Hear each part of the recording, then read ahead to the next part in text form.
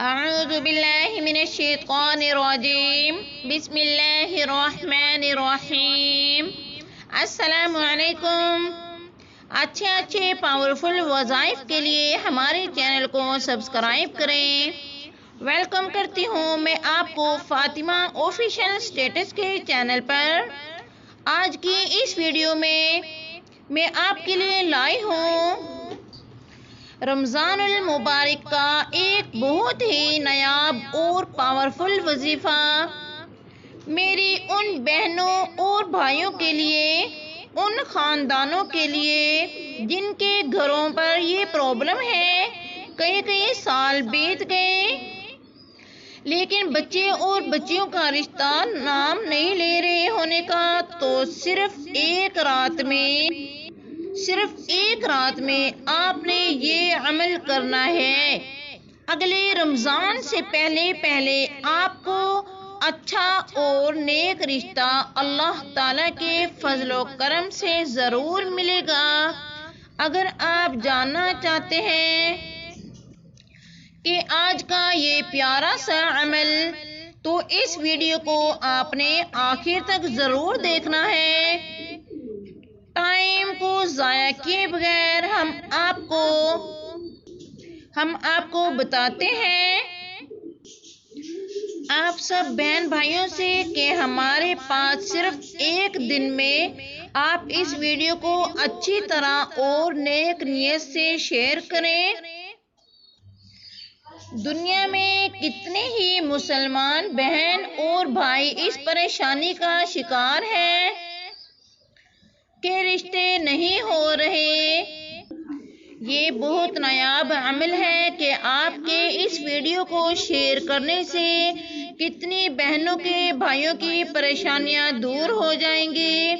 تو آج کا ہمارا یہ وظیفہ کہ ہم نے 12 نفل ادا کرنے ہیں۔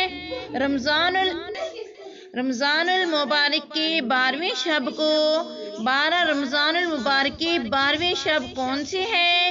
پہلے اس کو توجہ سے سن لیں۔ 11 اور 12ویں روزے کی درمیان والی رات ہے۔ پہلے رمضان المبارک کی 12ویں شب ہے۔ جیسے آپ نے 11 رمضان المبارک کا روزہ رکھنا ہے، اس کی جو رات آئے گی یہ 12ویں رات آئے گی، اور جو اگلا روزہ ہوگا وہ 12واں روزہ ہوگا۔ تو امید کرتی ہوں کہ آپ کو سمجھ آ گئی ہوگی کہ 12ویں شب کون سی ہوگی۔ تو 12ویں شب کو آپ نے 12 نفل ادا کرنے ہیں۔ 2 رکعتیں کر کے آپ نے 12 نفل ادا کرنے ہیں۔ 2 رکعت کے بعد آپ نے سلام پھیرنا ہے۔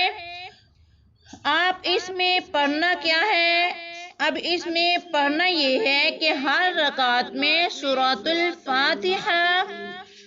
الفاتحہ کے پڑھنے کے بعد آپ نے 1 مرتبہ سورۃ الاخلاص پڑھنی ہے۔ پہلے آپ نے کیا پڑھنا ہے؟ سورۃ الفاتحہ۔ سورۃ الفاتحہ کے بعد آپ نے 1 مرتبہ سورۃ الاخلاص پڑھنی ہے۔ آپ نے 1 مرتبہ سورۃ الفاتحہ کے بعد 1 بار سورۃ الاخلاص پڑھنی ہے۔ آپ نے ایسے ہی 12 رکعت مکمل کرنی ہے۔ پھر ہر 2 رکعت پر سلام پھیرنا ہے۔ جب 12 رکعت ہو جائے تو آپ نے 100 مرتبہ درود پاک پڑھنا ہے۔ 100 بار درود پاک پڑھنے کے بعد تقریباً آپ نے 10 منٹ یا پھر 15 منٹ آپ نے رو کر اپنے اللہ پاک سے دعا کرنی ہے۔ انشاءاللہ عز و جل اگلے رمضان سے پہلے آپ کے بچے کا یا بچی کا رشتہ ہو جائے گا۔